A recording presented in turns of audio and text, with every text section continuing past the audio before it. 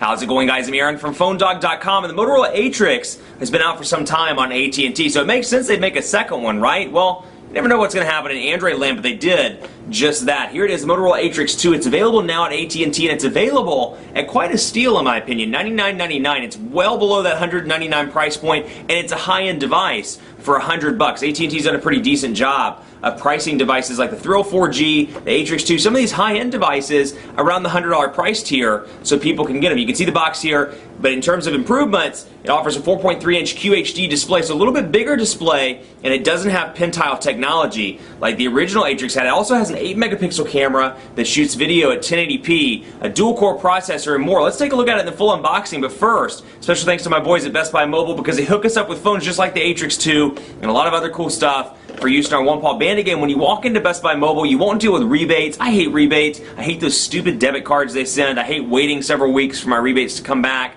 You don't deal with it at Best Buy Mobile. You walk in, you pay $100 out the door, and you'll be good to go at Best Buy Mobile. You'll walk out working, and you'll walk out without dealing with rebates. Enough of that, let's get into it. A Motorola Atrix 2, is this a phone to get? Should you jump up $100 and get the Samsung Galaxy S2? We'll find out in the unboxing, which starts right now. So here it is. You know, the Motorola Atrix was really successful for AT&T, and even though it had its glitches, you know, if you remember when I unboxed it and reviewed it, there were some things I didn't care for it, or care about.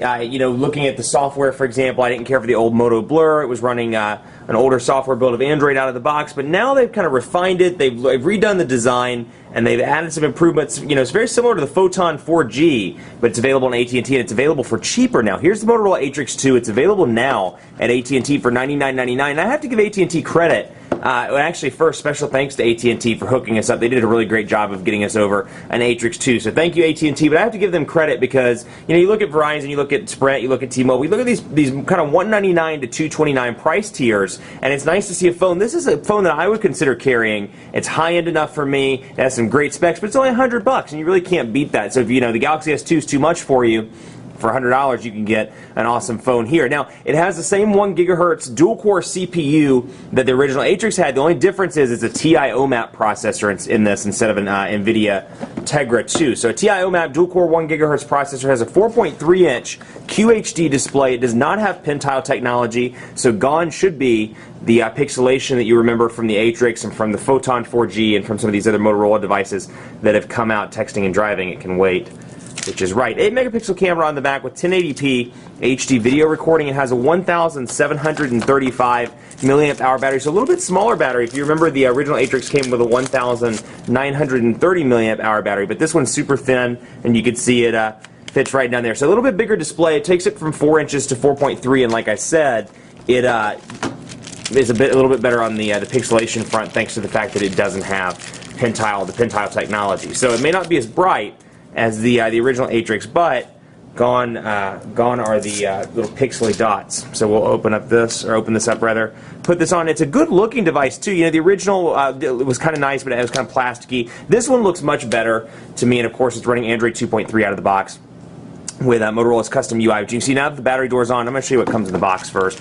AC adapter, USB cable, and then you get some instruction manual. So not a lot in the box.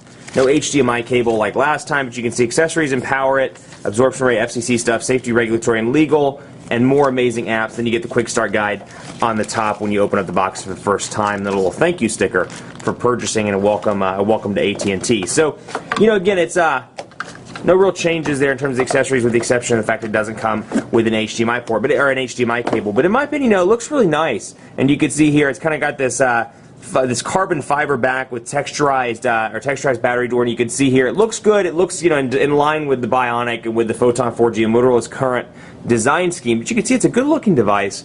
Volume rocker over here, camera shortcut button on the right, HDMI port, micro USB charging port over there on the left, 3.5mm headphone jack on the top. The biometric fingerprint lock screen is gone, but again, you know, I guess, you know, it's one of those things Motorola kind of thought, well, many people aren't using this, so we're going to switch it out. But you can see, powering up now, good looking device. Let's compare it up against something like the Droid Bionic, just so you can see what it looks like in terms of the size difference. So it's a good looking device. It's nice that the rounded edges make it look nice. I like the earpiece up here, the front facing camera, AT&T logo at the bottom. Then you have menu, home, back, and search down there at the bottom. So again, something I would consider carrying on a daily basis. Has a good look to it, kind of a professional feel, a little bit more, you know, even though it's still plasticky, just the way it looks with the curves and with the display, a little bit bigger display.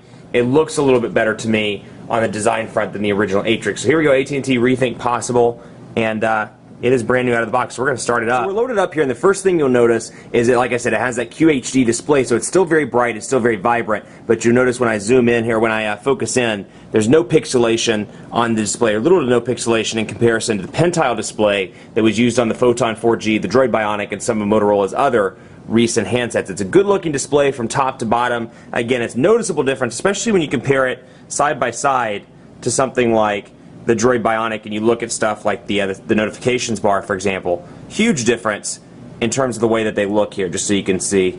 Hopefully I can get those focused in so you can take a look. But you can see the pixelation on the left side. You can't see it on the right side with AT&T. So again, Android 2.3 with Motorola's custom user interface, and then out of the box you get the typical AT&T stuff. You get AT&T code scanner, family map, navigator, and you can see it looks like they've done a slightly different font for Motorola's user interface. At least it looks a little bit different in terms of font smoothing. Featured apps, and then over here you have Let's Golf 2, Live TV, My AT&T, Quick Light, Quick Office, and then Yellow Pages Mobile. Now, the good thing about it on a recent AT&T device is they do allow you to uninstall most of the AT&T stuff, and in Motorola's UI you can press and hold the application itself and uninstall directly from the menu. So you don't want Family Map, you can uninstall, it'll take you directly to the uninstall screen, and you can remove it there. Now they allow for folder organizing here, and you can see when I click All Apps, it says All Apps Recent Downloaded in AT&T. I can group them by all the AT&T stuff that's on the device, and then I get a quick and easy button up there to mark it, and I can add my own folder or my own application if I want to. So I can go in here and say New Group,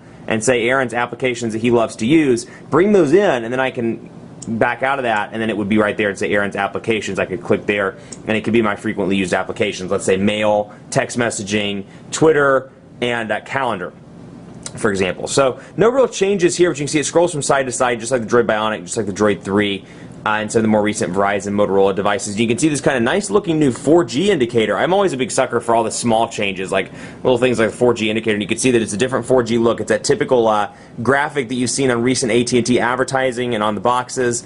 Looks a little bit better as opposed to saying H+, because a lot of people were like, what the heck is H+? A lot of consumers.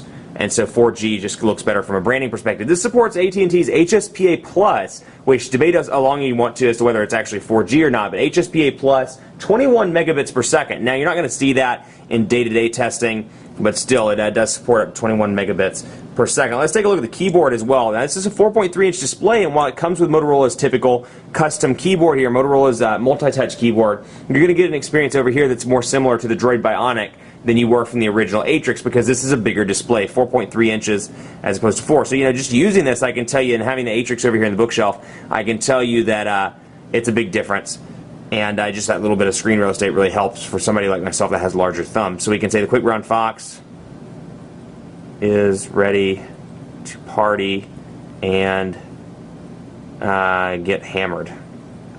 Quick Brown Fox, well, he's ready to party and get hammered, according to this. Quick Brown Fox is ready to party and get hammered. Then you can turn it into the 4.3-inch, or thanks to the 4.3-inch display, you can turn it into landscape. And for somebody that has larger thumbs or has a hard time typing on an on-screen keyboard, this may be an easier transition for you. The keys are well-spaced, they're island keys, and Motorola's multi-touch keyboard continues to be, at least in terms of auto-correction, in terms of overall usability, continues to be my favorite on the market. Now, if you don't like Motorola's multi-touch keyboard, well, you have Swipe as well. If Swipe's your thing, you can click over to that and use that as your default input option. So we can go over here and delete that now, and we'll delete. And again, very quick device. Again, it swaps out that TI OMAP processor in place of the NVIDIA Tegra 2, but it's still clock speed of 1 gigahertz. We'll have speed tests and more in the full review. And just to go into one more thing, I want to see the browser before we sign off here. And we'll take a look at what how it loads.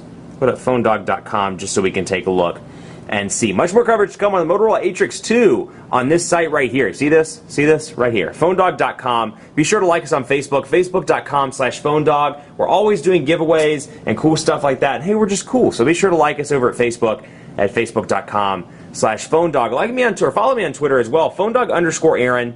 And on Facebook at Facebook.com/phonedogab. PhoneDog's loading up here. And so far as I can tell, the pinch to zoom, even though the page isn't fully loaded yet, is pretty impressive. Let's wait for it to load up before I give it the final verdict. Loading right now. You can see those flash advertisements coming into play. But again, a little stuttery, but overall, huge improvement over Android devices in the past. That's pretty fast in my opinion. Keep it locked on the site for continuing coverage on the Atrix 2, and as always, we'll see you next time.